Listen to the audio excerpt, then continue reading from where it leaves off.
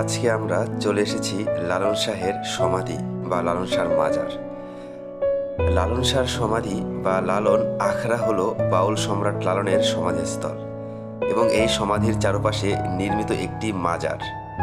মাজারটি কুষ্টিয়া জেলার কুমারখালী উপজেলার ছেউরিয়া গ্রামে অবস্থিত। লালন শাহের মাজার একদিনে তৈরি হয়নি। 1980 সালে লালনের মৃত্যুর পর তার ভক্তরা নাকি এখানে ভিড় করতে শুরু করে। মাজারটি বিপুল সংখ্যক পুণ্যার্থীর উৎপত্তি। লালন শাহের কিছু মুরিদদেরও সমাধি রয়েছে তার সমাধির পাশে। লালন শাহের সমাধির পাশে রয়েছে লালন মিউজিয়াম। বাংলাদেশের বিখ্যাত বাউল শিল্পী বাউল সম্রাট নামে খ্যাত ফকির লালন শাহের জীবদ্দশায় তার ব্যবহৃত বিভিন্ন জিনিসপত্রের সংগ্রহশালা। লালন মিউজিয়ামের কিছু ছবি।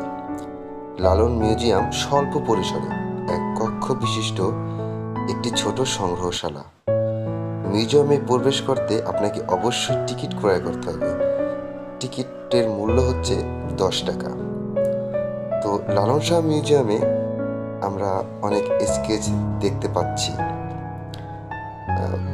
তো এখানে একটি স্কেচ রয়েছে যেটি লালনের জীবদ্দশায় তার একমাত্র স্কেচ, যেটি তৈরি করেছিলেন রবীন্দ্রনাথ ঠাকুরের ভাই যতীন্দ্রনাথ ঠাকুর। লালনের মৃত্যুর বছরখানেক আগে 5 মে 1889 সালে পদ্মায় তার বজরায় বসিয়ে তিনি এই পেন্সিল স্কেচটি তৈরি করেন, যা ভারতীয় জাদুঘরেও নাকি সংরক্ষিত আছে। তো আমরা সেই স্কেচটি এইটা হচ্ছে সেই স্কেচ। এবং এই মিউজিয়ামে রয়েছে তার ব্যবহৃত অনেক জিনিসপত্র, জলচকি, তার একতারা, দোতারা। আমরা এক এক করে সব দেখানোর চেষ্টা করতেছি। তামাক খাওয়ার হুক্কা, আমরা আসলে আঞ্চলিক ভাষায় এটাকে হুক্কা বলে আখ্যায়িত করে থাকি।